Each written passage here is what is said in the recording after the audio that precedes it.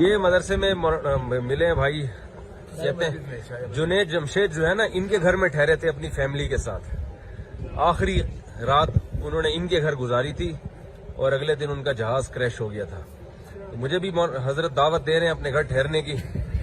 میں کہہ رہا ہوں بھائی میں یہ رسک نہیں لے سکتا. اللہ خیر کرے کہ کل آپ کو فلائٹ میں جانا نہ ہو.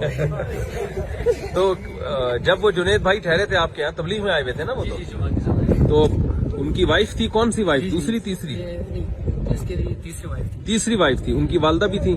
نہیں، والدہ نہیں. میں نے سنا ہے جہاز میں ان کی وائف اور والدہ بچے بھی تھے؟ نہیں، بچے نہیں تھے.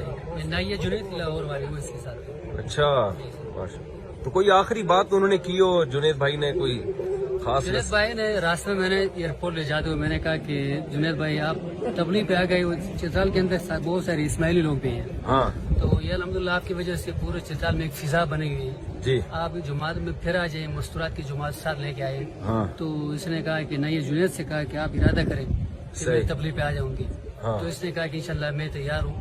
اچھا، اپنی اہلیہ سے کہا انہوں نے؟ اہلیہ سے کہا. ہاں.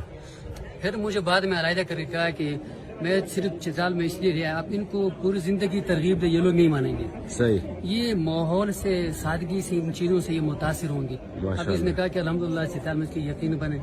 تو الحمدللہ انہوں نے بھی ارادے بھی کیے. تو اہلیہ نے کہا کہ انشاءاللہ میں آج کے بعد مکمل باپردہ. یعنی ان کی اہلیہ نے یہاں آنے کے بعد مکمل باپردہ ہونے کا اعلان کیا، تبلیغ میں وقت لگانے کا. اور یہاں اسماعیلی عورتوں میں تبلیغ کا بھی ان کی اہلیہ کا ارادہ تھا. جی الحمدللہ. بس یہ اللہ نے اس نیکی پر ان کو لکھ دیا ثواب. ہاں بالکل. اللہ تعالیٰ قبول کرے گی ماشاءاللہ.